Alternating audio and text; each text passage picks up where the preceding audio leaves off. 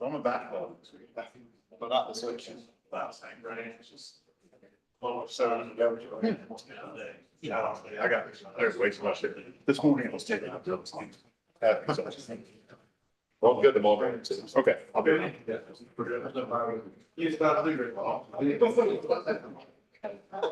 So I'll tell you right now. Yeah, probably. But it happened with restroom. When you get he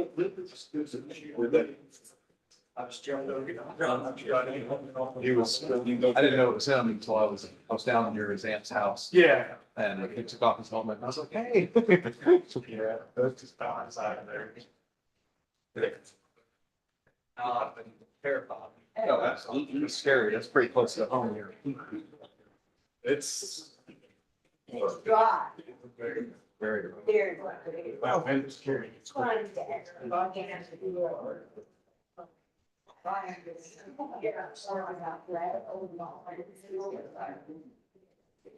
All be good.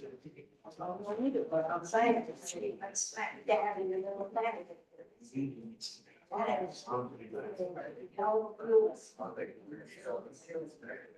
And all those guys that don't have lungs. Where's this, Henry? The radical. Across from them ugly dogs, the residents in there between Spring Street and. Yeah, they just divided them. Yeah, exactly. They're doing great. Divided into two. If you look, there's a lot. Actually, yeah. That could create a significant.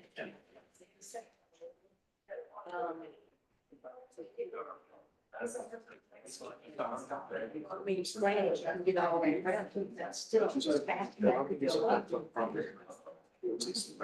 I don't like, I'd say it's not.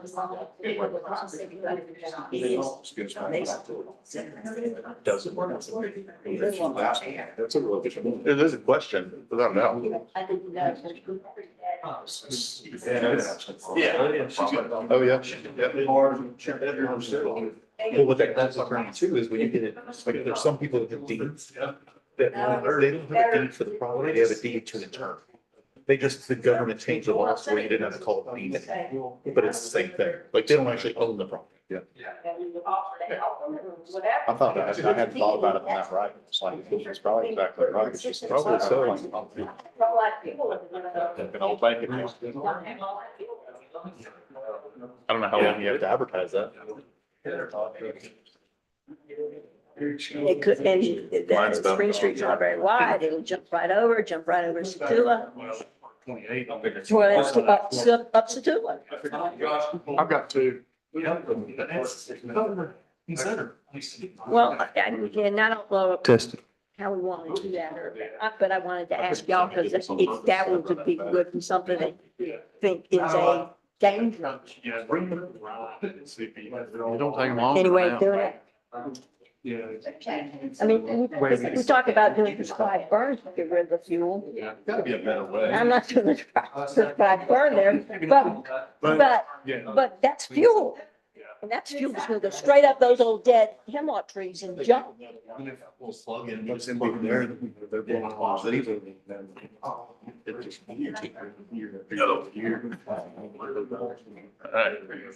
Well, I'm most concerned about those sentinel hemlocks, because that makes flame go up and then it will get blown. If it's a ground fire, that's different than. Are we ready? Roaring. I'm ready. Right, yeah, yeah.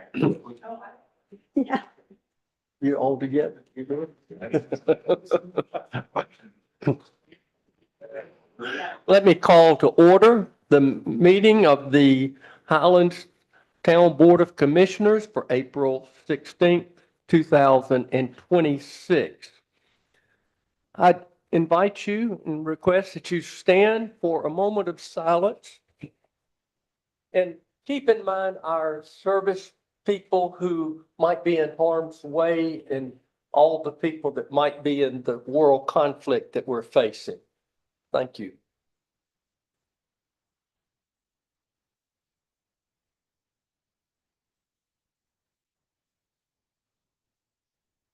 Now, if you join me in the Pledge of Allegiance.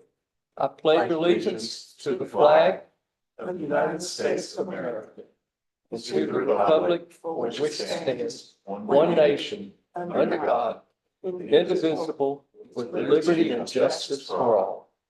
Thank you. You may be seated.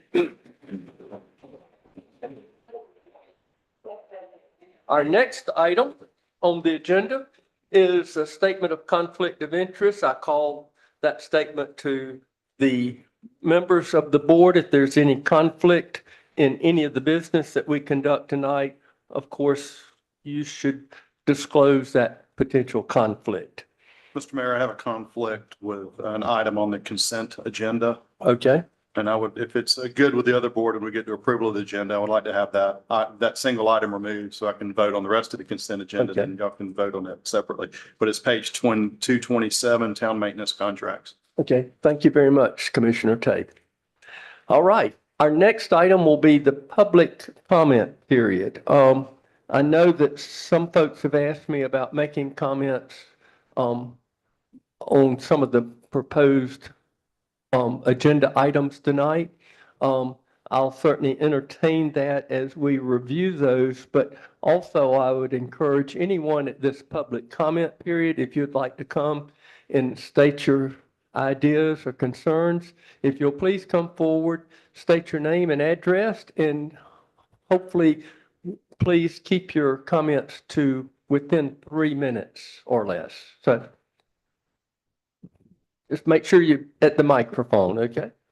My name is Bergen Hayes, and I am a resident of the Highlands ETJ. Pull it a little bit. Is this close enough? Yeah. Okay. I'm here discussing the potential noise ordinance.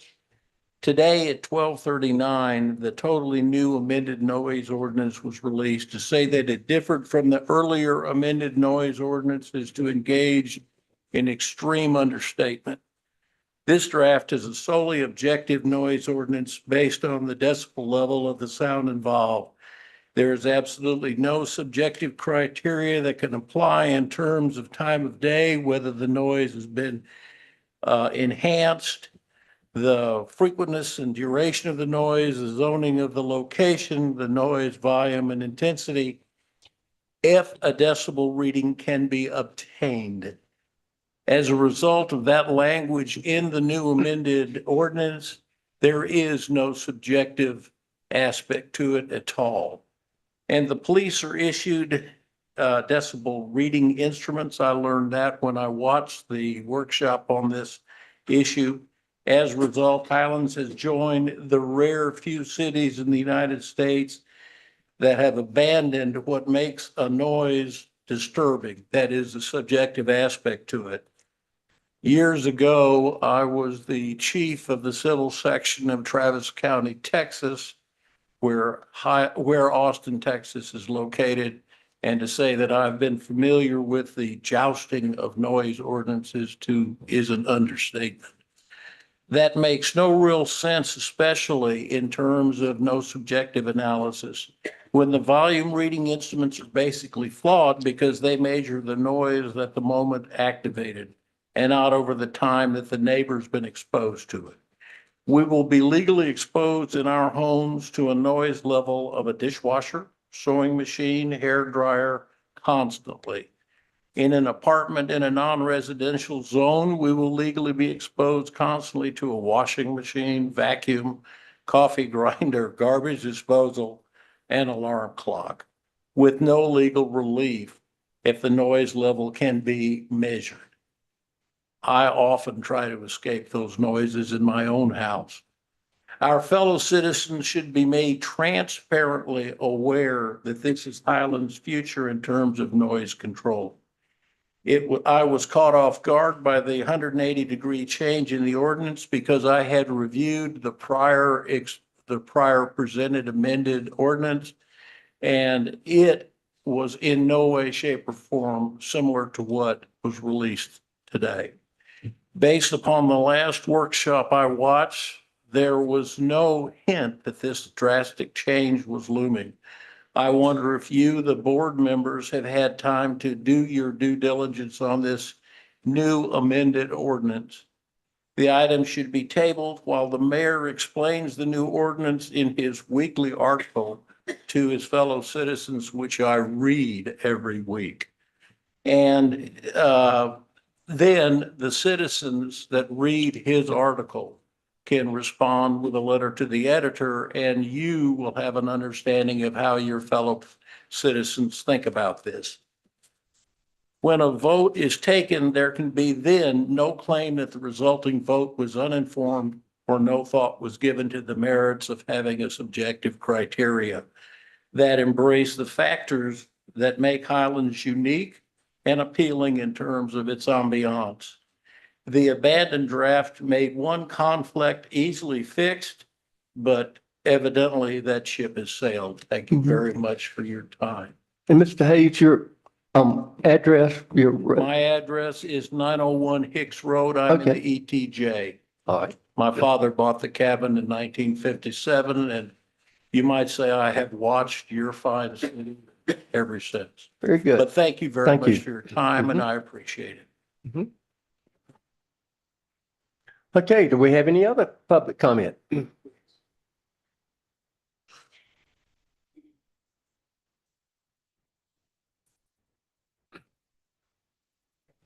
My name is Michael King, 1130 Hickory Hill Road, Mirror Lake, Highlands. What I would like to do at first is there's three things I want to talk about, all of which directly or indirectly affect or talk about the wonderful new hotel we have. The UDO section 2.3 definition defines height as the vertical distance from the established grade elevation at the center of the front of the structure to the highest point of the roof, etc. That height definition should be amended to state height is the vertical distance from the lowest elevation of the structure to the highest point of the structure, roof, or parapet. That would prevent much higher structures being built on inclined ground that skirt the intent of the 35-foot height restriction stated in UDO for all buildings. For example, the 45 to 48-foot height of the new hotel that will soon directly abut the sidewalk on 4th Street was made possible by the developers designating the front of their hotel to be on Carolina Way hillside. We cannot expect those, they cannot expect those who see our town only in terms of potential profits to respect our preference for a small town feeling. Our codes are our only protection. I hope you have the power and the desire to adopt this definitional change. Secondly, I want to talk about the cutting off of the prescriptive rights of the easement to walk down the sidewalk on 4th Street. They've chained it all off. I realize that maybe somehow their property line is there, but I don't know how there was not a prescription easement created in the 20 to 30 years that that sidewalk has been where it's been. And so, okay, if they are able to just commandeer the sidewalk, I think it should be incumbent that as far as their development permit permits, that they must build the sidewalk that is part of their development plan now and reestablish the old sidewalk until they do. So that it's because it's so unfair to the businesses like CK Swan and the Hat Factory and all those other people that are up there. If you're walking from the Blue Bike and you got to cross over 64 in order to come up, the next time you can cross over with a crosswalk is after the town hall. And if that's the case, you've missed those stores and you're not going back. So it's not good for commercial business in town. It is dangerous, I think, to ask these people to walk on grass next to an uncurbed road. And so it seems to me that they should at least have the courtesy to reestablish the sidewalk or be made to do that until such time as that's in place. I don't think they should be allowed to go forward with construction. And lastly, I wanted to comment about all the comments that I'm seeing or I'm being told about. I'm not on Facebook, but I hear all the comments being made about this hotel and how did that ever happen? And we're all responsible and who did this and who did what. But I can say that the citizens of this town did nothing. At the zoning hearing, nobody showed up. At the commission hearings to make it a conditional zoning and then to do away with conditional and make it strictly B2 or whatever it is. so they could build what they're building. Nobody showed up to complain. Nobody. And yet now everybody complains. And I think that this town should take this as a lesson. You don't like what's there, you should come forward, you should get involved, and you should begin to speak your mind sooner instead of complaining after the fact. Thank you very much. Thank you. Do we have any other public comment?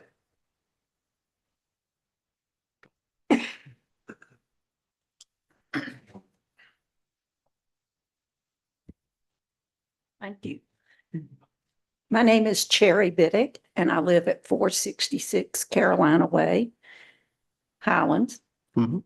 And I'm speaking in place of my sister and brother-in-law who have doctor appointments out of town and couldn't make it to the meeting.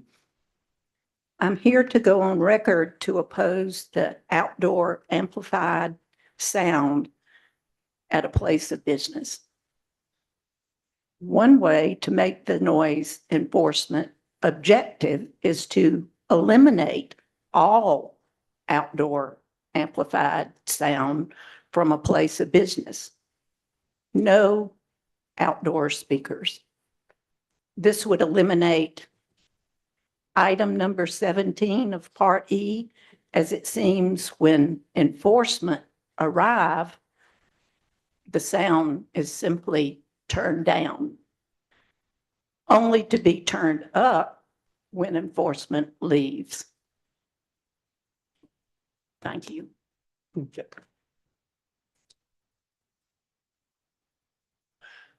All right, do we have any other public comment?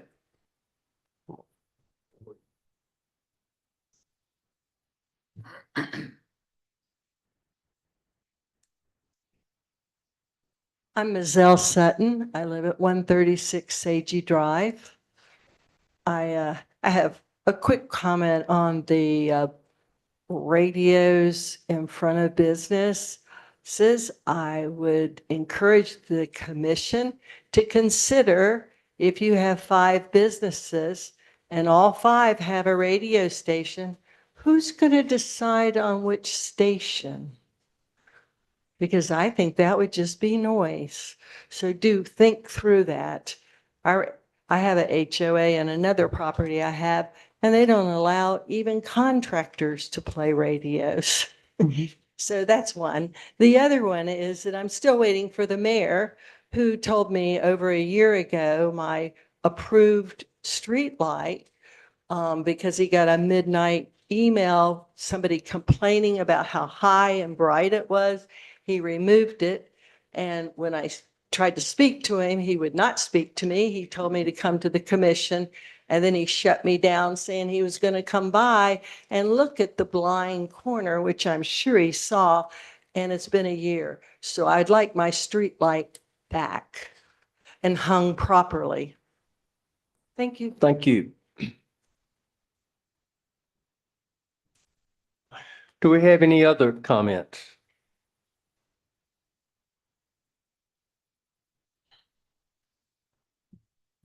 Hearing none, I will close the public comment period, and we will move to the next item, and that is to review and approve the agenda. Do we have any changes? I know we made that one request, Commissioner, on the consent agenda. Do we have any other amendments to the agenda? We would approve it as amended. Second. Second. All in favor, please raise your hand, signify by saying aye. Aye. Thank you. We have the agenda. The next item will be the approval of the March 19th regular meeting minutes. Do we have any changes, clarifications to those minutes? I make a motion to approve. Second. All in favor, please signify by raising your hand and saying aye. Okay.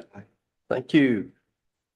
The next item will be the reports, starting with the mayor. Let me Actually have 2 more sets of minutes. so I'm Special meetings. let's see, I'm sorry. I was going from the old one. Okay, the approval of the March 12th special meeting minutes. Do we have any changes or clarifications? How much can we approve? Okay, all in favor, please raise your Second. hand, signify Second. by saying aye. Aye. Okay, you got a second. Thank you. And then third, the approval of the March 19th regular meeting minute. Or Those- excuse me, it's the March 11th special meeting minutes. I make a motion to approve. Okay, Second. second, all in favor, please raise your hand, signify by saying aye. Aye. Thank you. All right. Now we're at the reports. And I'll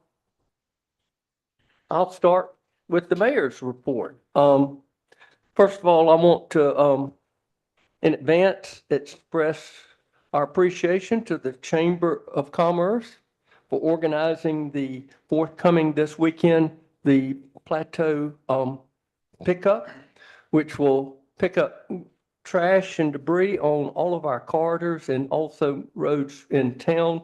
Want to thank the chamber and their work. Also, the volunteers that will be coming out to work on Saturday and the town workers, especially our sanitation department, for their efforts to make sure that those bags of garbage are placed in the transfer station, and also our law enforcement people who will be working to make sure that people slow down while that pickup is underway. So I appreciate everything that that will be done on making the Plateau beautiful for the upcoming season. Also wanted to talk about several other things, and I'm sure that Commissioner Pearson might want to give us an update.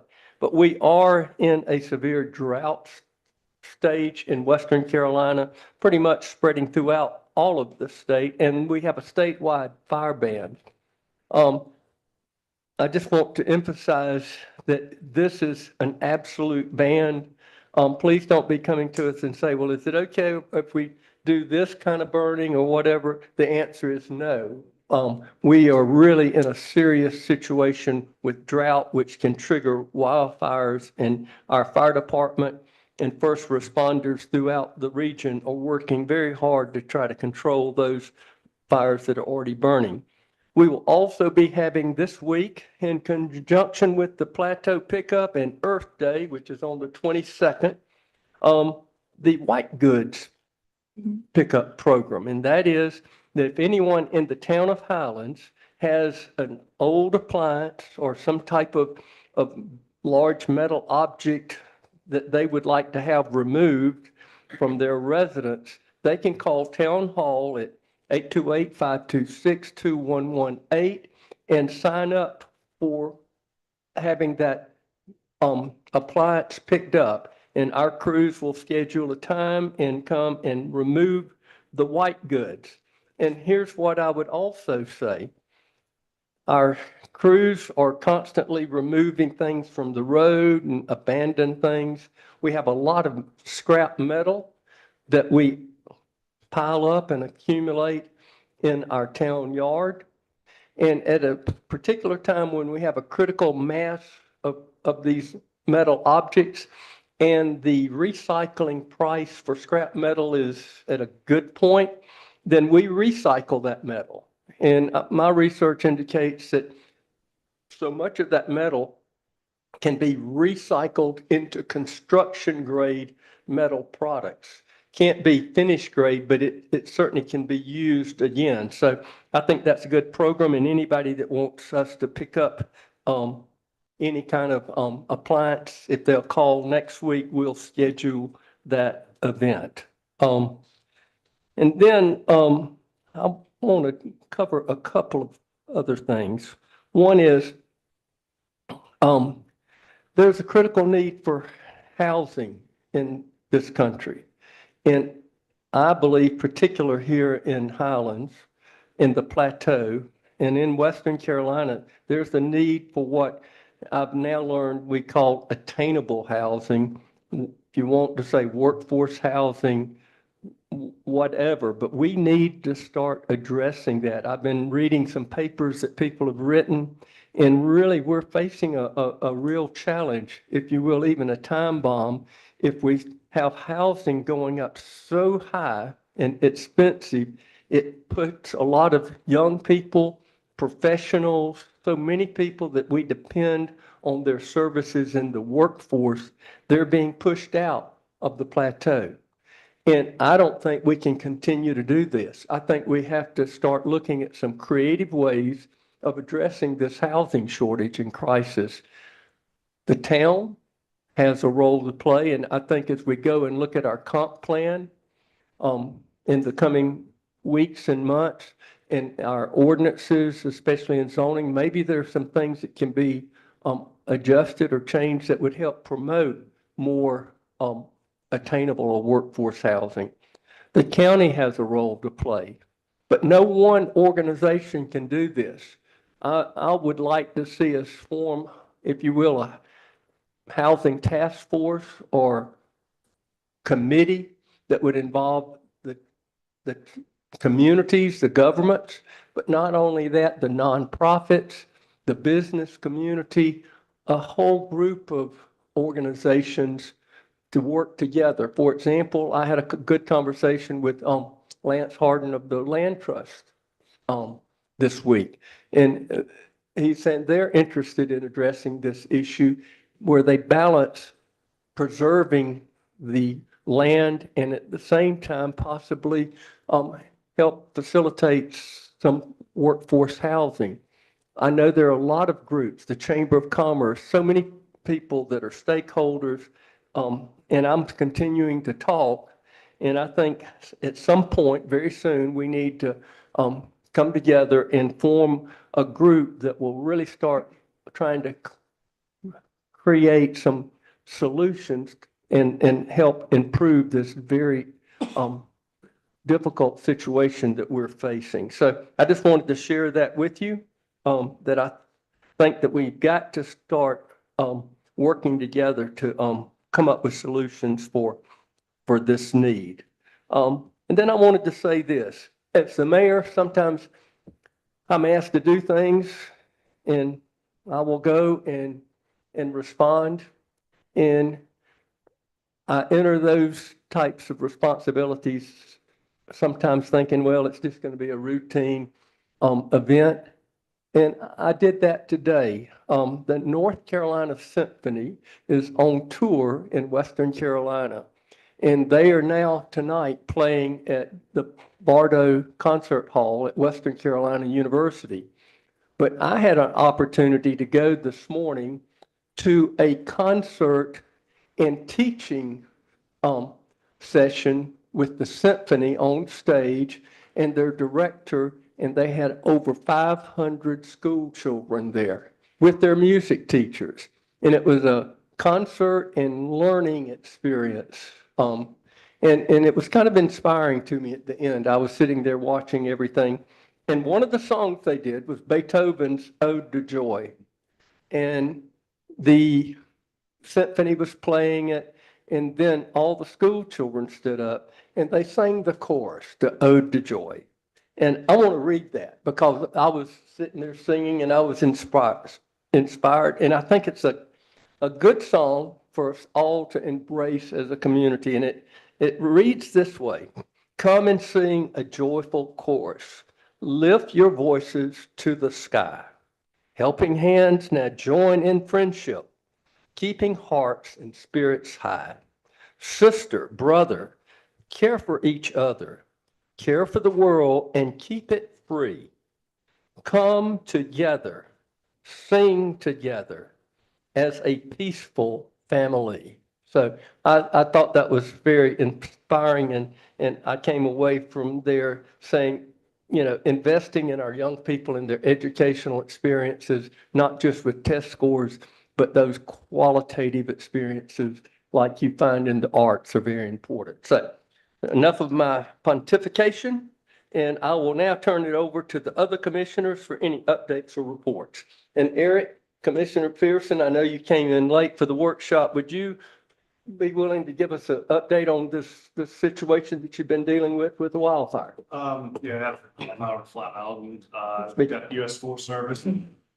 lot of folks and tankers and helicopter stuff getting it put out, but also during that fire, we actually had 2 more wildfires break out, one at Western, one in, Charlie's Creek, so it's very dry and very dangerous, so everybody please be mindful and, just watch out with everything going on in the neighborhoods.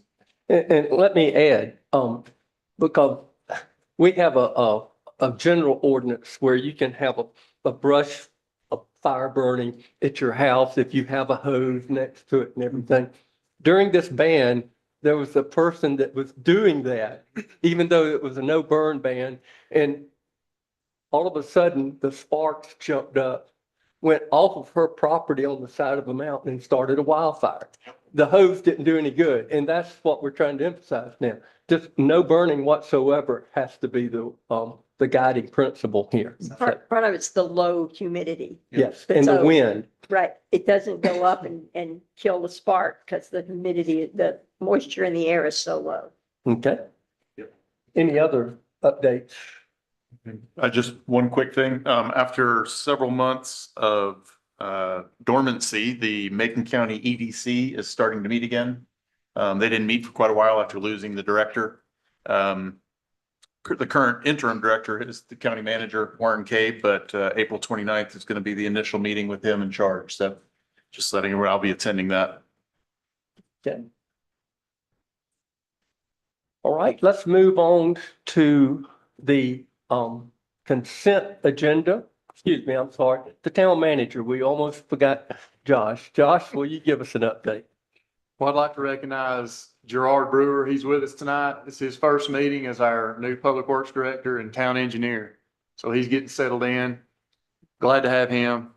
We received some great news this afternoon. As you may remember, we met and adopted a resolution to apply for some more additional Helene relief funding for wastewater. And there was 6 different projects that Lamar had helped put together. And our firm submitted those. We found out today that we did get approved for that. And the total amount for that is actually $4,977,388. And it's all principal forgiveness. So that's the third one we have received through the Helene relief. We're very proud to have that, and it'll be good to see these improvements through. We've had some major issues with a couple of these projects lately, so this will be a good time to get those fixed. Again, it'll probably take a couple of years to ever start construction and going through the process, but it is what it is. Also, the playground, I think we're finally getting moving forward with that. We did hear from Jake with Compan. He sent out an email. I think he's going to be getting with Bryson's Grading about doing some of the site work here pretty soon. And I know they've ordered the equipment. And I think it's a several month, Jeff. You may know how long it was going to take for that equipment to be completed. Most of the equipment was a 3 to 4 month lead time for the actual equipment from order. So it is moving forward, even though you're not seeing anything happen out there right now. So. Okay. So expect spring of 27.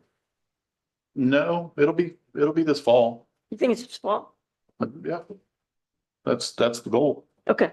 It'll be just in time, ready for the winter. Okay. That's what I figured. Okay. Our next item will be the consent agenda. We had a modification to the consent agenda, but do we have any other questions before I request a motion for approval? So Commissioner Tate had pulled out the one item. Yep. Right. Pulling And out. we'll vote on We'll- it separately. We'll discuss that separately. Right. Because I have something for that to discuss. Okay.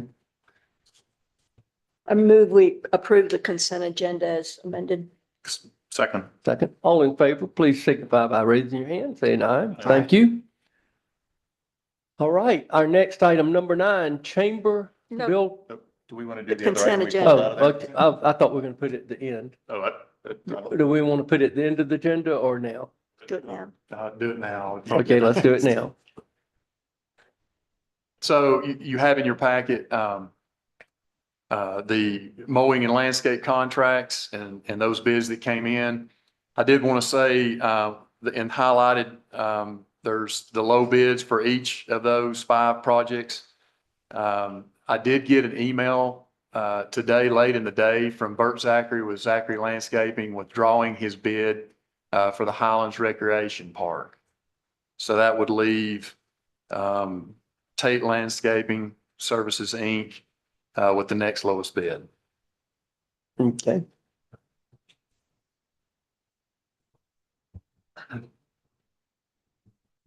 I'll entertain a motion to approve. So move. Second. Any further discussion?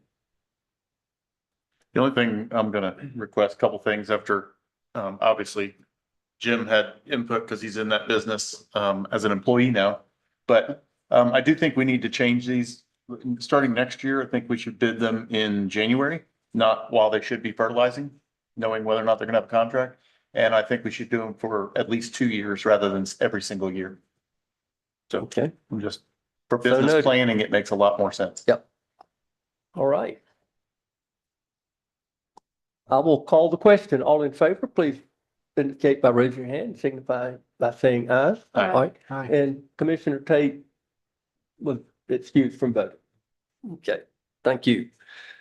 All right. Did we The need to next, vote to excuse him from voting? Mhm. Did we need to vote to excuse him from voting? Technically, I think we, But we haven't adopted these rules yet, Yes. so, no. Yeah. We're good today. okay. All right. The next item will be the chamber building lease. Nick Tosco. Yes, so the resolution that you have before you is what we discussed at a previous meeting, and that is to enter into an amendment to the current lease, which is for 1 year, that ends in June of this year, to renew it for a 5-year term, and then have an optional renewal period for 4 years after that, in order to ensure that we're staying under the statutory cap of a 10-year lease term. Okay. And the chamber is in agreement with the way the contract has been drafted. So this resolution just authorizes myself and Josh to work on that and make sure they're on board with it. But the amendment to the lease hasn't been drafted, but I mean, I think they were there, right, Josh, at the last meeting? here tonight. Yes. And they're here tonight. Yes. Okay. Any questions Yeah. of Nick? So Nick, I guess you guys will address then about upkeep and maintenance of that building. It's, When y'all go through that in the next phase.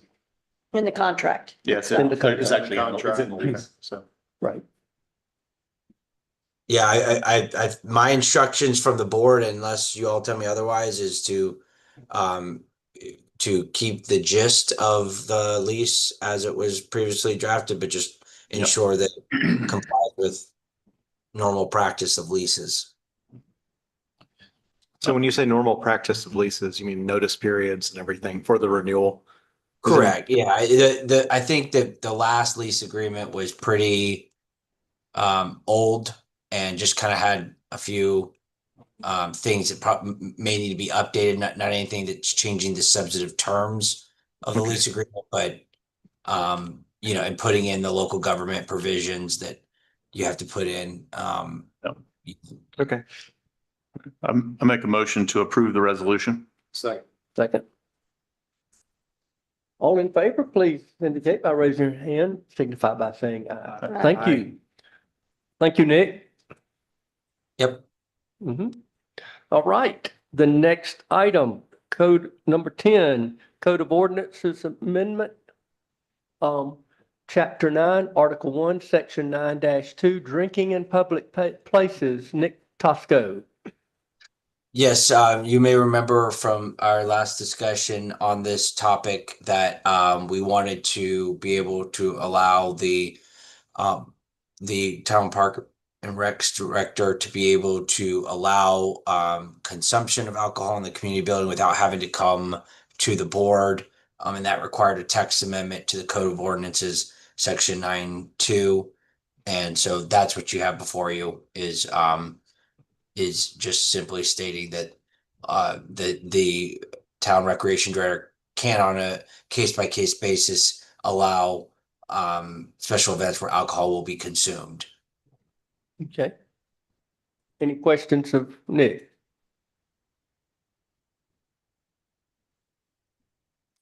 I'll motion to approve. Okay, Second. second. Okay, all in favor, please indicate by raising your hand, signify by saying aye. Aye. Thank you. Thank you, Nick. All right.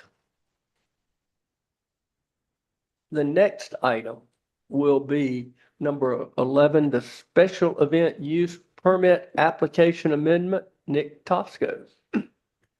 And this just also is meant to align with what we just, or what you all just adopted and what we discussed. If you look at page 234 of the application and agreement, you'll see that we've now broken it out such that there is whether alcohol will be allowed and whether alcohol will be served. So they'll have to indicate those two things. And then we had to change the third bullet point there under alcohol to say that that, you know, it has to be approved by the board, except when it's in the community building, which can be approved by the recreation director. And I believe that was really the only change from the last version you saw, aside from just like specifying that the safety and security deposit is required, and the additional security, regardless of whether the alcohol is to be served or consumed. Okay, Could I ask a question? sure. Because I'm filling one of these out now for the 5K in August. And second bullet, where will it be served?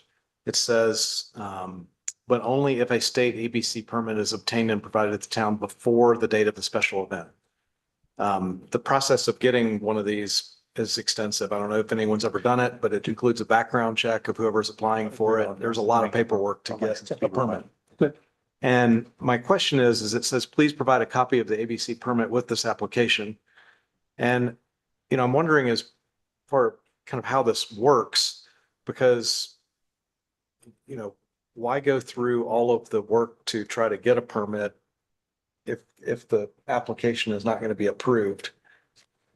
No, well, I'll give a permit till we got that application signed that it's been agreed that you rented the facility. Okay. Then once you get the ABC bid, then bring back to us, then we can sign off on it, that it is allowed. Okay, because that's my question, actually, Nick. You may not be able to hear it, but it says, please provide a copy of the ABC permit with the application. And I was trying to figure out the chicken and the egg. Okay. Right. That's not mandatory. I think that's just in those situations where you've gotten your ABC permit, big festivals ahead of when they're applying, you know, because it's a yearly thing or whatever. But if not, the only thing that's actually required by this is before the date of the special event to. Before the date, so that first bullet where it says before the date, that's the. Yeah, requirement. that's the but controlling. Bill, also, we can ask Chief to confirm this, but like for your event that you're talking about, the Ugly Dog is they serve and they purvey. So, and they don't sell, it's given. And they have a permit that allows them to be remote as well, because they do the shrimp boil as well. So Okay, I'm just I'll letting you ask. know, it's their permit. I'll And ask. Chief, am I You may correct not in have- that We've always assumption? gotten our- When we're talking about the 5K, I'm just using the 5K as an example. In that 5K, the Ugly Dog actually does that for free and comes and, you know, people that finish the race, they get a beer. But they have a permit, I believe. They carry the ABC permit that allows them to serve remotely off premise. Is that correct? Okay. Yes, that's correct. However, if there's any money exchange hands, Yeah, there's regardless, there is, because there's a fee to the event. Oh, I see what you're So saying. if there's any money that exchanges hands Mhm. before the event, i.e. donations, i.e. Ticketed sales, whatever it may be, a special one-time permit has to be applied for through the ABC Commission. Okay. So you may get in, you might get the beer free, but at some point you've given money. Understand. So they, yes, but if they, Carolina Way, I believe, has an off-premise permit. Mhm. I think Thomas Craig has an off-premise permit, Mhm. and yes, they can use those permits if they're the ones bringing the alcohol. Right. The 5K, I think they've just been getting their own to be double protected. Oh, I see what Yeah. you're saying. Mhm. Okay. Thank you. Yep. Thanks. Thanks, Nick. Any other questions of Nick?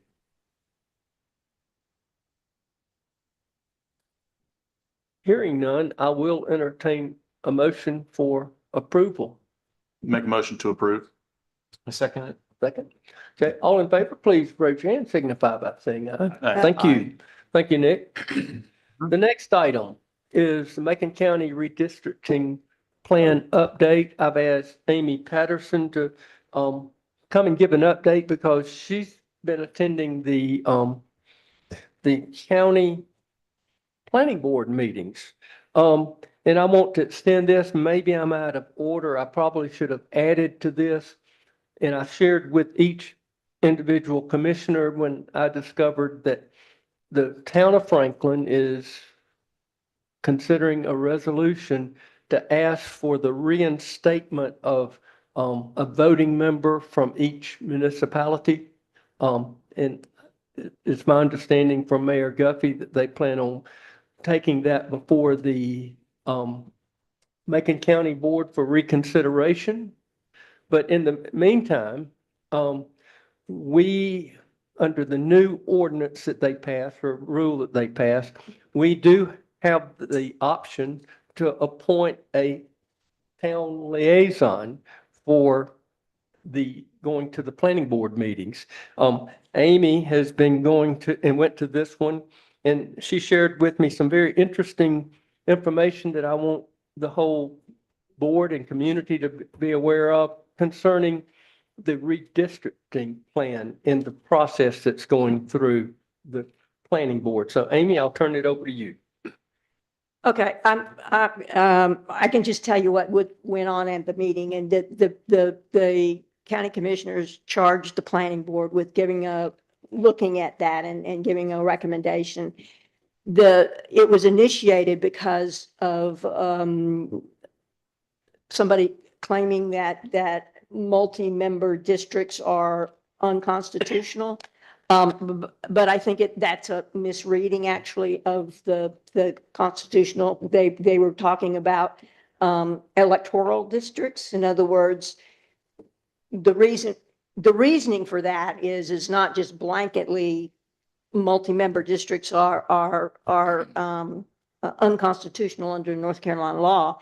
It's if, say, we had 5 districts or 3 districts and one of them elected 3 and the other 2 just got 1 member from them. That's what they were talking about is the fact that if District 1 only voted for District 1 candidates and District 3 only voted for District 3 candidates and District 2 voted for 3 candidates, that's what's unconstitutional. The way we do it, the way Macon County does it right now is not unconstitutional under this law, which is everybody votes for everybody. But it potentially could be unconstitutional under the U.S. Supreme Court law of the Voting Rights Act that basically says you can't, that everybody has an opportunity to elect their own representative. And that's the reason that I have asked the mayor if I could be the liaison there to present that as a part of the redistricting. Is not just to redistrict.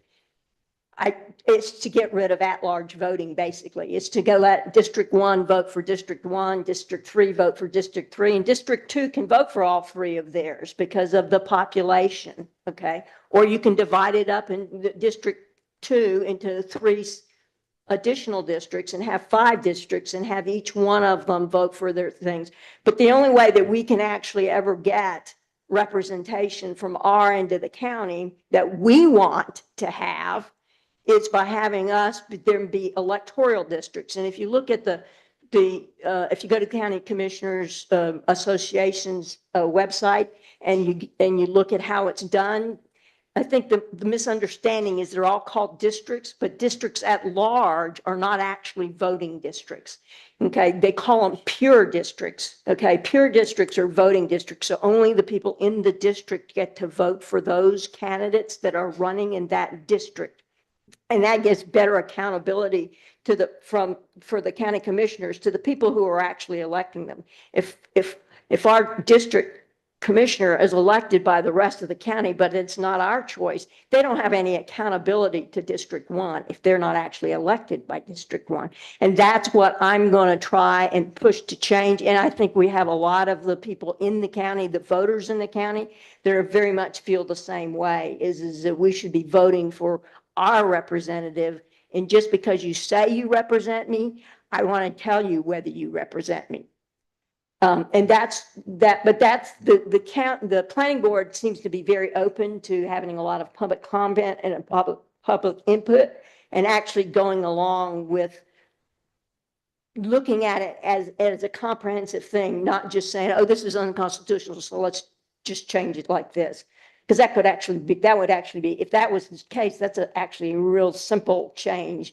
I mean, the argument is one person somebody in District 2 can run every 2 years, and then District 1 and District 3, they can only run every 4 years. Well, that's pretty simple. You just make District 1 and District 2 be the ones that you elect in the 2-member year, and the District 3 ones be the one you in the other 3-member year, and then everybody is on the same thing. So Everybody's on 4 years. yeah, everybody's on 4 years. So that to me has never made any sense, but that's their argument.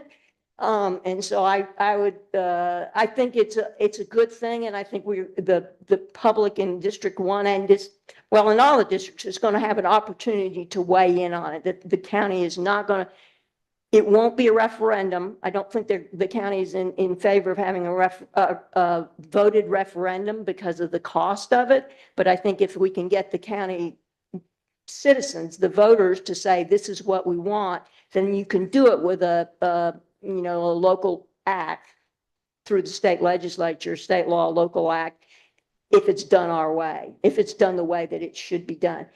And I think there's actually a good constitutional, U.S. constitutional Thornburg versus Gingles that tells us that that's the way it should be done. Yeah. Anyway. Thank you for grabbing that. Yeah. Yeah. If we need to do something official to make you the liaison, I'll nominate. Well, I think that the mayor can appoint that, but that's the reason is we need the voice for District 1 Agreed. to tell the planning board that, and they're reasonable people, they just have to be logically laid out in front of them as to why we want to do it this way. Okay. So if the consensus, I would appoint Commissioner Patterson. And it's going to be addressed at the next planning board meeting, which is the first Thursday of the month. And so that's the 7th of so and they do have to take public comment then too, but I think they're going to actually have an official public comment period on that specific thing. Okay, very good. Now, let me bring up the other issue, and that is the resolution that the town of Franklin is planning on submitting. How should we respond to that action, or should we? I think we should do our own resolution. Very close. I read that resolution. I thought it was well written, and we just need to put our town of Highlands spin on it. Yeah. I think the only reservation I have is that if it's a voting member, then the county commissioners are going to have to approve the member. And I don't think that the one vote that we could have is worth not having the person that we want on there as a person, Hey, gosh, great point. person that they want on there. Sorry, I don't understand. Okay, if it's a resolution to give, right now, the county commissioners sorry, the county commissioners changed the way the county planning board worked. They moved it down to just 5. And the only voting members are not representative of the town of Highlands or the town of Franklin. They are non-voting members. They are a liaison, but they're not voting members. If the resolution from the Franklin wants to put them back as voting members. Right. If they are voting members, then I believe that the county commissioners are going to decide whether they do or do not want that person on their planning board, as opposed to being able to have a voice, maybe not a voting voice, but a voice that actually lays out what the town of Highlands wants, as opposed to it's a single vote anyway, and it would be in a 7-member committee. Is that worth making sure that we get our voice there as opposed to having our vote there? Because the county commissioners have a tendency not to put in the people we want in there. Right. Agreed there. Much more political. Yeah, it's way too political. Anyway, that's the only reason Great point. I'm hesitant to just say, yes, let's do that. Because then they control entirely the planning board.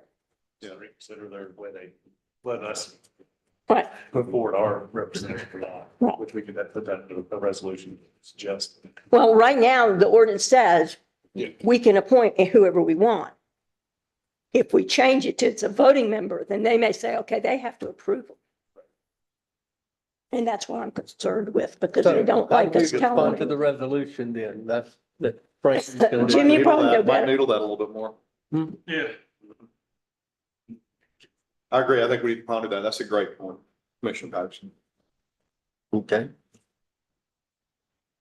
We continue to discuss. Ponder. Yeah. Okay. All right, but I will As a appoint consensus. Commissioner Yeah. Patterson as our liaison. Excellent. Okay. Very good. Our next item would be a resolution for property tax reform proposal. And I'm kind of passionate about this. And let me just have my say, and then I'll open it up for discussion. I've been tracking this. Josh and I have been tracking it. I'm sure y'all have been tracking that. There's been talk before the short session, which will be convening next week, that the legislature will take action limiting counties and towns' ability to raise property taxes, ad valorem taxes. I might add, we have not in Highlands increased our ad valorem tax in over a decade, but it's important that we have that option. And it kind of concerns me that counties and towns are expected to deliver critical services, police, law enforcement, roads, schools, so many things at the local level and the county level is driven by the elected official setting the ad valorem or property tax rate. In addition, over the last number of years, a lot of things that the legislature have done has been to direct it toward the counties and the town, saying, you now take over these responsibilities. And by the way, we're not giving you any money. These are unfunded mandates. But, it puts pressure on the counties. It puts pressure on the municipalities. And I know that the Association of County Commissioners for North Carolina and the League of Municipalities both are against this idea of the state controlling the property tax rates. It's my understanding that it might be that they do a referendum with a constitutional amendment that would be very hard to remove if it's passed, and it would impact the 100 counties and about 500 municipalities. So you have before you a resolution that these organizations have basically developed, and they're encouraging counties and towns to pass this. And by the way, I know the legislators will say you got to have a check and balance on these bad actors in the counties and bad actors in the towns and municipalities. There is a check and balance system. It's called the registered voter. And those voters in Highlands, if we were to raise the property tax and they didn't like it, they can vote the people out of office, and it applies to counties also. So you have before you this this resolution, and I will now open it up for discussion and action.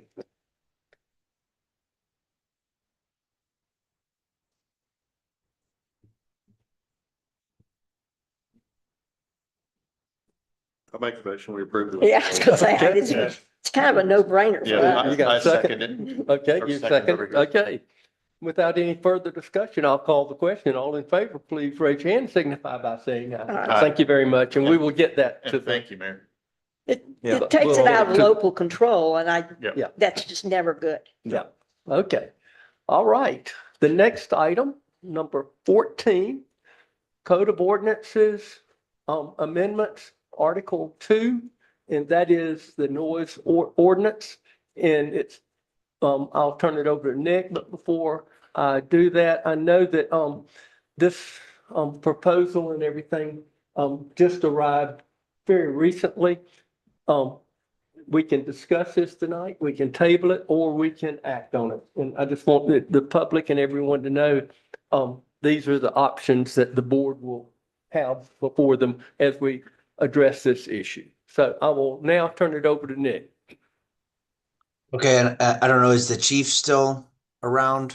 Yes, Chief, will you Yeah. please come up?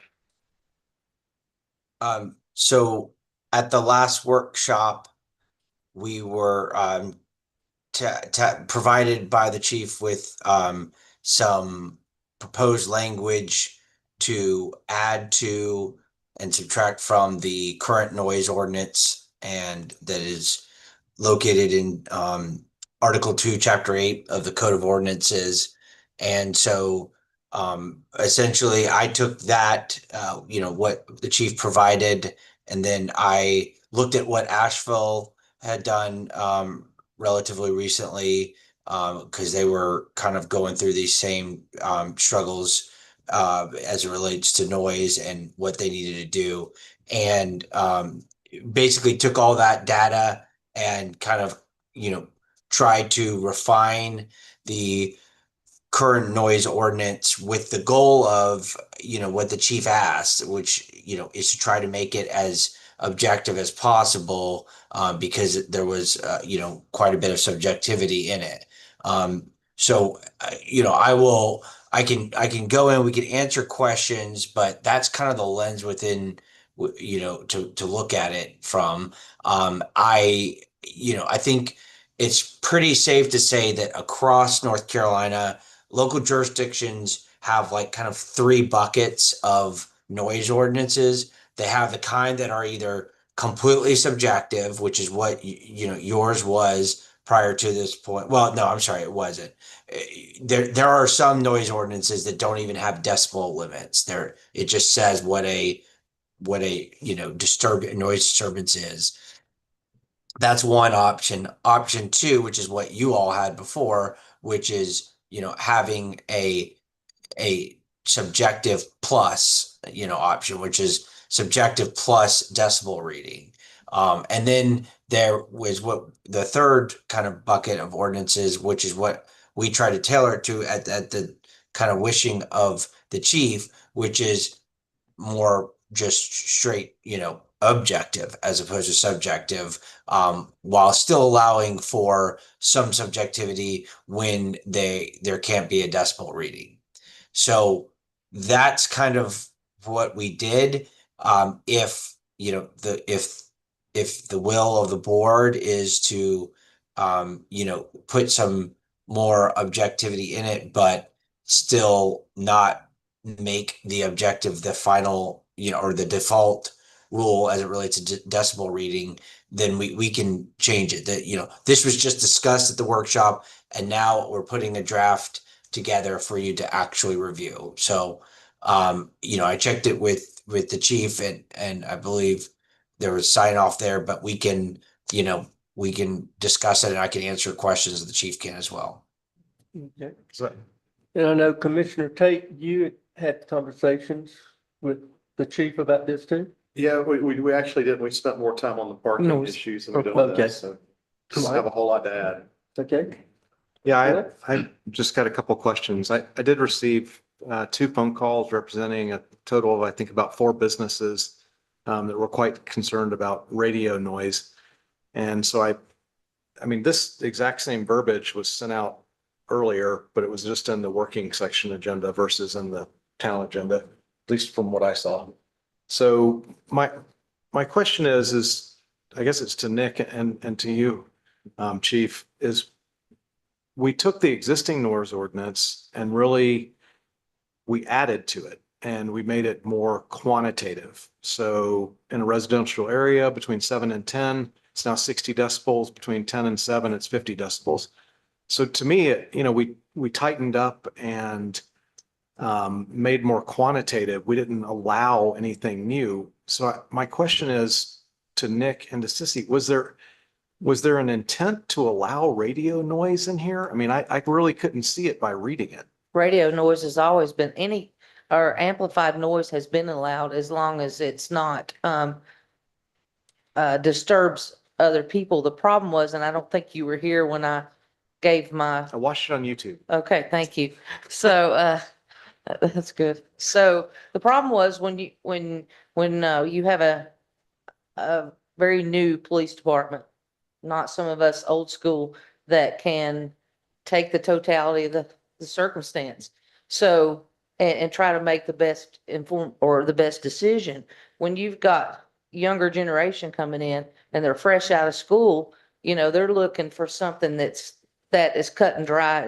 It's black and white. It's not gray. Right. So when you're asking, and even some of us seasoned ones, to pick and choose sides, that's getting very difficult because you got this side that don't want it at all. You got this side that wants it. So how do you choose that? So if you make it more quantitative and more objective, less subjective, then it's better for us and better for everyone involved, because then they know what the concrete rules are. Now, this, as Nick just mentioned, and I did read this, and some of my staff read this, and it said, well, it's still subjective. Well, everything's subjective depending on how you interpret it. So there's still, if you read further down, there are guidelines for us and the officers, is time of day. Right. Location, is it in B1 or is it in the residential areas, Hicks Road, as you mentioned? So that's the things, is it completely amplified with like a speaker or something? So we have a guideline on what we can take and look at, well, what is the totality of this situation? Like any other investigation we may do, whether it's criminal or an ordinance or code, or so. Maybe I'll ask it a different way then, to either one of you. Jump in if you want. But, amplified noise was regulated prior to any suggestion of a change. Yeah. I mean, amplified noise was already in the noise. Could you pull your microphone up closer? Oh, amplified noise was already in the noise ordinance, right? It was. Yeah, and it still is. And so I guess I'm just trying to figure out why, when folks are reading this, they think that we're taking the reins off. Well, a lot of the ordinance that you see before you was taken from the additional ordinances. So the things that was added or clarified was more objective than subjective. So some of the definitions are the same. The amplified noise, it's never been that you couldn't have amplified noise. Right. I think maybe there's a little confusion. So currently, one of the listed items of what constitutes a noise disturbance, or one of the things that could be considered a noise disturbance, it's still an assessment that's made by the officer. But number one on the list is creation of amplified sound, and that includes radios, home systems, etc.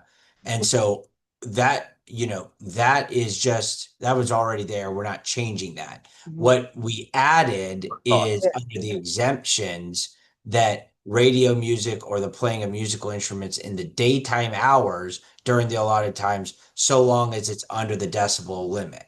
Just to make clear that as long as you're under the decibel limit and you're playing, music or radio or whatever during daytime hours, it's not going to be considered, something that is regulated.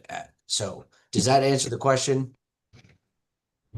Right, but I think that brings up the question is to maybe we don't just do this because the chief needs better definition, is do we actually look at the noise ordinance and say, do we want radios at every, Yeah. at every station up and down the Main Street or any place in a commercial area that they are using as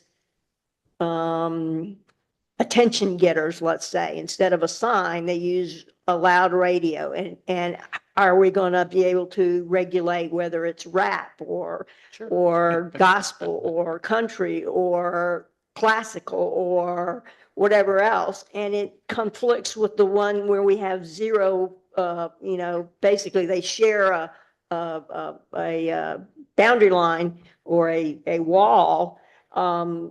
Should we even allow it at all? Because if one will do it, then the next will do it, and then the next will do it, and then the next will do it, and then they'll aim it out to, we're not going to let people harass you to try and get you in. Why are we going to allow them to blast music and noise at you to get you to notice their business? I think that's more It's fair. along the lines of what we actually need to be thinking about, and not just, can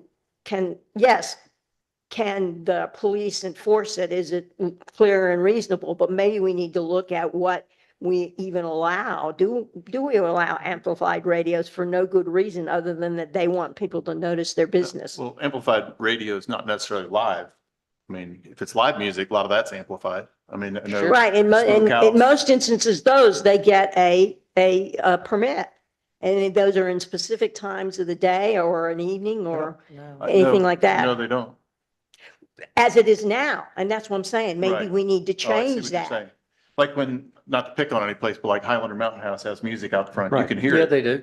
Yeah. They have there somebody now. playing music. Right, Um, but they're they're entertaining their guests, and they're a entity on a block of their own and that kind of thing. And maybe we regulate that, maybe we don't, but we need to consider that along with the ones all the rest of the way down Main Street and anywhere else that could be doing exactly the same Same thing. thing and conflicting. And suddenly we have, instead of a nice, calm, quiet, I know that was mentioned earlier during public comment that walking down the street in 5 different businesses on Main Street with 5 different radios playing. I've not experienced that. but that doesn't mean that it doesn't Yeah, I happen. walk You Main haven't Street all experienced- the time.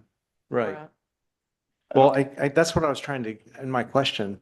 The Hollander Mountain House does have a radio playing almost all the time. On And weekends. It's actually a live person. Well, there's But a it lot, does, but it's amplified. yeah, but And it There's the can be Disneyland turned up. speakers. I'm not outside. saying that we will or we won't. Right. I'm saying we need to look at it as a totality, okay. because if you may not have heard 5 different businesses doing Right. it, but the way the ordinance is written now, you could have 5 different businesses doing I don't it. I don't disagree. I think, first off, for this particular ordinance, I don't see us going, today is a good discussion. We're not going to pass anything or do anything, make any changes today. That's how I look at it. Yeah. That'll be my vote. Even if I'm in favor of doing something, it's not, you're not going to get a yes today. But, because I do think some of those things need to be looked at. But when you have, like I said, I'm using another example, it's done well, but they have, if you go sit in the wine garden on a beautiful day, they have speakers outside with soft playing music. Mhm. So, as you're sitting in that garden area, now if you're walking by, you can hear it, but I don't find anything offensive about it. But there might be other instances. I understand it's not one size fits all. Right. So, but those would be further amendments to the ordinance. It's not like we've taken something away. It exists Right. today. Yeah. right. That I hear what you're saying. Right. Yeah. I just don't, Thanks. That's what I wanted to understand. I think sometimes one size does not fit all. No, I don't disagree. And so sometimes, and particularly as we grow and as people, we have sign ordinances for very specific reasons. We should have these noise ordinances that not because of noise, but because people use noise Right. as signs. Well, and one thing, I know it's not stated anywhere, but one of our exemptions to the noise level at all is construction. But a radio shouldn't be part of construction. I'm just saying, that shouldn't be an exemption because it's happening, then workers are listening to music.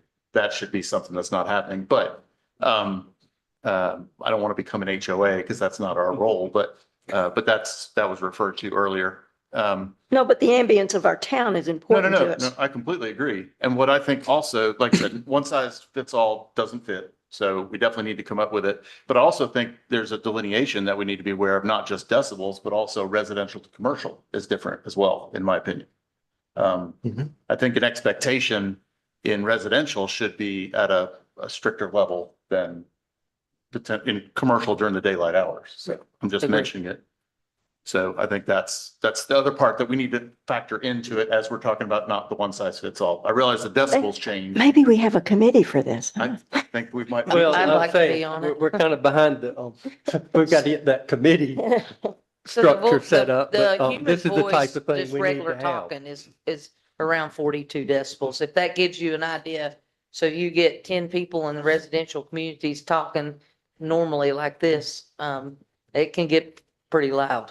Yeah, and the problem is decibel levels are on a logarithmic scale, so it's Yeah. not And, just. and let me throw out one other thing about radios. What really bothers me, and I know we've talked about motorcycles, you can't stop them coming through town and everything, but we do have motorcyclists now that turn up the radios Oh, going all the way yeah. through town.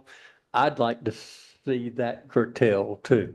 I You can agree. come through the town, but turn off your radio. I don't know if we would be allowed to pull one over for that. Yeah, I don't know. I'd have to look at the laws on I, that. I just think it's a complex issue that we need to actually look at instead of just, right, exactly, Okay. instead of just say, Yeah, yep, sissy, we'll give you these rules. look, I'm just looking for something And I understand clarifying. that's not what you asked for. That- Mhm. If you want to get rid of the radios, guess what? That solves my problem. So of getting called and having to decipher who do we want to go with today. Yeah. Right. So Okay. All right, so the I think we need to have consensus a is that we continue working on this. Yeah. Okay, very good. And thank you and Nick for the work that you all already I think started we have one more. and Yeah, everything. one Next more one. ordinance. One more. Oh, I know that. Okay. Okay. I'll sit here. Before we move on, Can I ask- I opened it up for the public comment, but if anyone would like to make a comment or question real quickly, we will certainly entertain that. Bill had a question. Okay, come on How, up. if we get, No, no. if we have feedback that we want to see worked in here, how do we get their feedback in?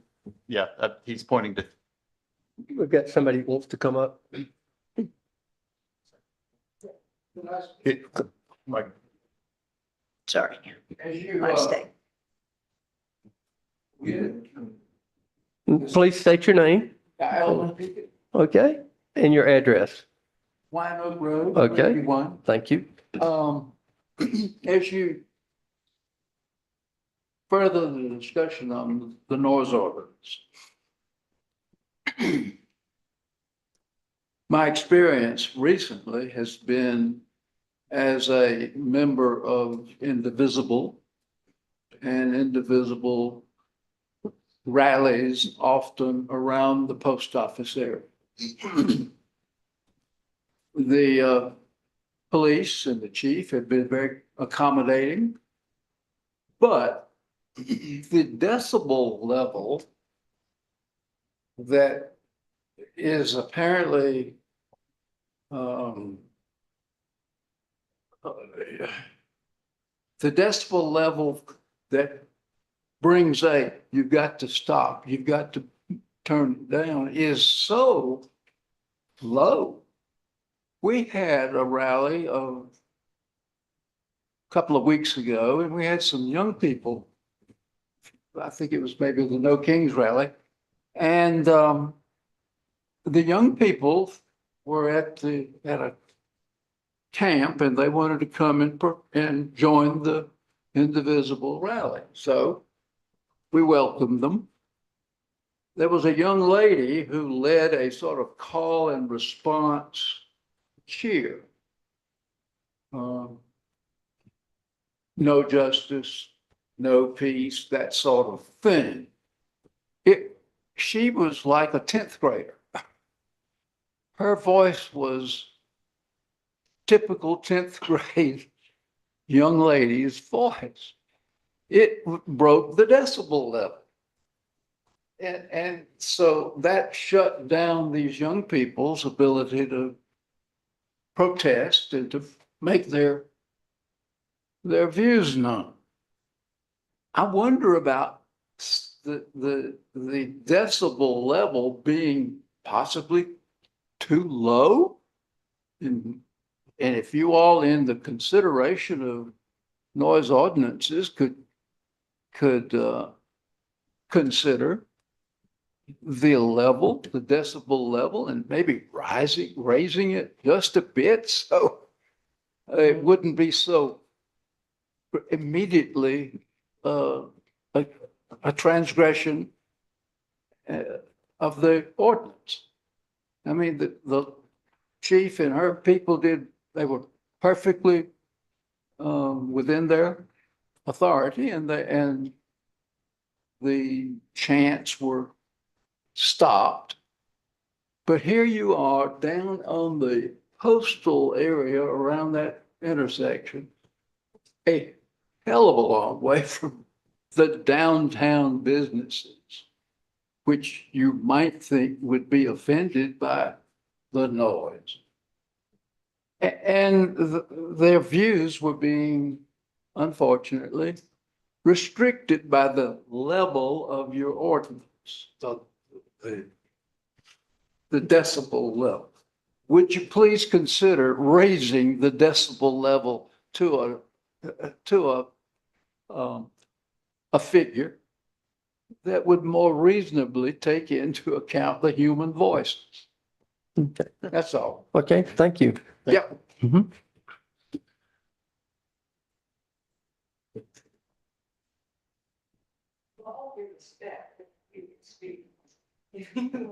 Raise the decibel level. Can you do that? You have to sit in front of the Yeah, mic, so he can please. hear you. You got to speak in the Yeah. microphone. You all need, Amy's the only one who speaks loud. Okay. You're bad, you're bad. Thank you. Eric's impossible.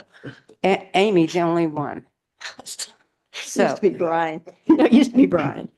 So if you all even consider making like a special use for And the. Your name, Alice Oh, Nelson? come on. Alice We're following a Nelson. procedure, I Alice, just okay? said- I So just said it, Mayor please bear Taylor. with My us. name is Alice Nelson. I live on Bowery Road. Thank I've you. already said that once Hmm. before you all interrupted me.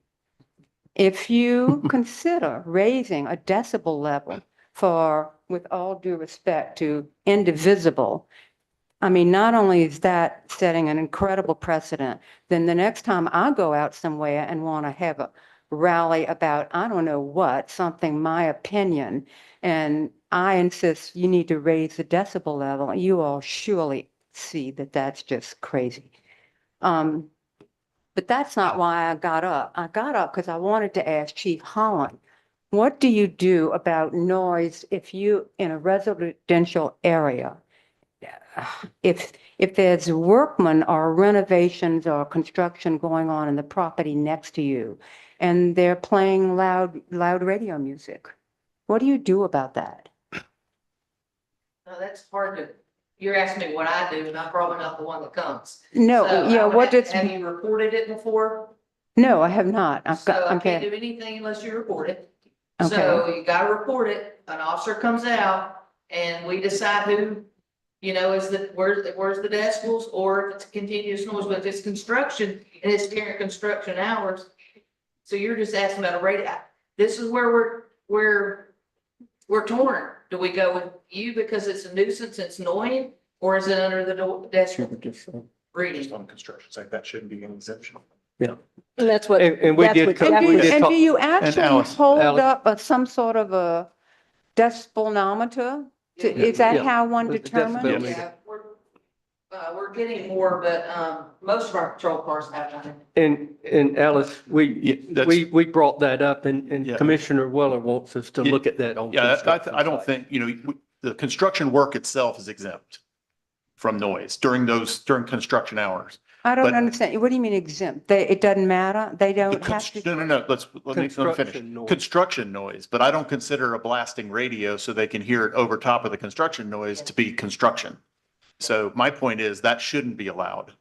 That should be, it's You something mean we the can even radio limit. should not be allowed? Correct. If The it's too construction loud. itself is I'm allowed. not talking about No, I the understand. construction itself. I'm Right. talking about somebody's music. Like, I don't particularly care for rap music. Right, right. I don't want Well, to hear it. I had just mentioned that that's one of the things, I don't consider a radio on a construction site exempt from the noise Yeah. ordinance. I agree with So you. we're going to look at that. Yeah, but I think it should be specific that it's not exempted Okay. as well, part of well, construction. Okay. All right, thank you. Here we go. Hello, Heather Lowe Prine. Thank And you. your address? Oh, Carolina Way. Thank you for discussing the radio noise. When I heard this, I was interested because I think that Amy already addressed this of having a radio on every business going down Main Street. And while I understand, Mr. Weller, that that's probably not the case, the fact is that if we have that kind of ordinance, people always go to the worst case scenario. And so thank you for considering all of this, because I think it's important to try to keep the tranquility and the quality of the life that we have here in Highlands and have it be why people come up here and visit, basically, because of the charm. One thing I thought maybe that we might consider is delivery of noise, because sometimes we do have large speakers, and we all live in an age of Bluetooth and Amazon, the little gizmos, so that it creates a softer thing rather than something that we grew up with Led Zeppelin, playing outside. And maybe another idea, and I know that Mr. Weller, I think you address this, is that it's daytime noise and things like that. And so if it would be after hours, if there is, let's say when there's like 32 degrees or 0 and absolutely nobody's sitting outside, whether it's the wine shop or whatever, to consider that. So I don't know how you do that, but I'm just bringing that up that, that we don't have that if there's absolutely nobody coming in or out or sitting outside. So those are my ideas, and thank you for considering that. I appreciate it. Thank you. Thanks. All right. So we will continue to work on this ordinance and come back and revisit. All right. The next item is the Code of Ordinance Amendments, Article 4, Stopping, Standing, and Parking, Section 7-99, Parking not to obstruct traffic. And that would be Nick Tosco again. Yes, so this was also discussed at the last workshop at the request of the chief. And Commissioner Tate also showed an interest in this topic. And so what we did essentially is just took the current section of the Code of Ordinances, Section 7-99, as it relates to parking a vehicle on a street and making sure to leave at least 10 feet of width on the roadway. We are aligning that with General Statute 20-161 for state roads, which has a I guess you would say wider area. It's not just 10 feet. And so we took that and incorporated the provisions of the statute into the code. And then also Commissioner Tate and Chief met and on the draft that I prepared and came up with some additional provisions, which I can let them speak to, that I incorporated in as it relates to not parking a vehicle on a street with a curve or hill crest or within 100 feet of a curve or a hill crest where the driver's view is obstructed. Okay. I have a question of the chief in kind of a review. Over the years, we've had a policy on Main Street and in the business area that deliveries and things like that, can be made and you see, delivery trucks, construction trucks parked on Main Street with the understanding that I believe at 10 or soon thereafter, those kind of obstructions where they're unloading need to be cleared out. And we don't allow trucks like in the middle of the season at 2 o'clock to, block traffic on Main Street. Does this provision prevent that? Because I think some of the merchants, want that access to making This, deliveries. I've just now been able to see this because, I think it was sent today. Uh-huh. So I think it leaves the, does this leave the 10 feet? Yes. Okay, so it leaves the 10 feet. Originally I was trying to get all parking and I realized that's probably not feasible here in this town. So what we had came up with was just the curve. So Main Street was never mentioned. So I don't foresee us doing anything different. So if those trucks were pulled over into a parking area and unloading and you've still got 10 feet, they're good. Yeah, because this is more for areas, like Big Bear Pen. Of course, that's a state road, but these are areas that's whole circle, which there's not going to be much 10 feet there, but, for those areas that they're taking up a lot of the roadway and then you come up over a hill and you don't even see them until you're right up on them. So we just tried to give some stricter guidelines to that 10 feet. And Not Mayor, a- it not also, a deal breaker. yeah, Yes. and it also excludes alleys. So to the extent there's an alley that they can pull down, that is okay. Josh, now you sent me something today, refresh my memory. I've had a busy day. You said that on one street, they didn't need to be parking in the street at all because they're big trucks. Which street was that? Can you refresh my memory? Was it Oak Alley down here? Well, if anybody stops in Oak Alley, you can't get by. Is that the one you sent me, I think? Well, the one we've had an issue with is entering in up on Church Street out. Church Street. Yeah. So this might be something we talk about later as well, just to put something in that no parking big trucks on Church Street or something, or if that might be something totally different than this And ordinance. Oak, you call it Oak Alley, Oak Street over. The whole intention of that was to get trucks from stopping and blocking and unloading on Main Street. Yeah. So they've got to unload somewhere. Yeah, agreed. Yeah. They've got to. My question was, do you need, instead of just saying, curve or hill crest, I mean, do you define hill crest? Is it a grade? How are you going to decide? That's subjective if you're at a hill crest, or within 100 feet of the hill crest, the driver's view is obstructed. In Church Street between 4th and 5th is a perfect example. That is such a high grade. Nobody should be able to park in that, even if you do leave 10 feet. Because you come across that over the top of that hill and you may not be somebody's down there and that's hard to miss, So I'm just saying, are you going to tell your officers what is a hill crest and where are they in this town? I think that, Nick, do you think we should have to define that, or would that be okay if we take if we're instruct our officers on how to read that? I think it's always better to have some definition. I don't know that there's gonna be, if you know what a hill crest or a curve is, and then you can, tell somebody that they're parking within that amount of time and give them a warning or what have you. I think that's fine, but it's, With the th- definition. th- this was, You this was- probably know where they all are.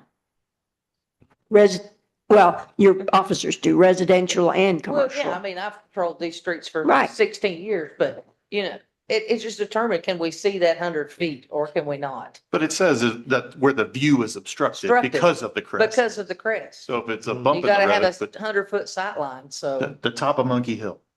Yeah, but mean- it's hard, right? It's sometimes there's a hill crest and a curve. It's hard to get 100-foot sight line. Yeah, yeah. But what I'm saying is one of your new officers on patrol says, God, is that 100 feet or not? Is that, Trust me, I have one that will. But that's what I'm saying is whether we define it or where you have a list where it shouldn't be done. We can do that. We're a small enough community that you could actually have a list. We could make that happen. Probably easier because, I mean, like I Yeah. say, around here. And if there's something in here says, we can put it in the schedule of the clerk as well, Yeah. so that she has documentation of it. Okay. This is much like the noise ordinance. It's tough to nail it down and be perfect, but just to make y'all aware, some of the discussions that the chief and I had were things like, I'm going to use, let's just use a one-lane road like Holt Circle, for example, with a house under construction. They take a delivery of cinder blocks or sheetrock, and they've got to block the road for 30 to 45 minutes to get unloaded. What should they do? And the discussion was what Sissy offered. She's like, well, just contact us and we'll help redirect traffic during that time to help accommodate. So, but it's that part of that's just like the noise ordinance. It's communication with people and letting people learn how to handle situations. Sometimes there's no good And answer. there's no good answer. Yeah, but I think that she made a good point, and that's one great thing about living in a small town is having police that can come help with situations like that. Holt Circle doesn't get a tremendous amount of traffic, but there's nowhere to turn around sometimes if the road is blocked. We discussed residential areas, and on Main Street, for example, if you're doing a construction project, the town can issue a permit that, okay, you can have 3 parking spots and close off a section of sidewalk, but we're really not allowing that in residential districts. And there's places in our town that are very tight, that don't have a whole lot of room for parking, don't allow parking on the street. Like Holt Circle, for example, or how do you handle that? Where they put construction materials? It's difficult to handle.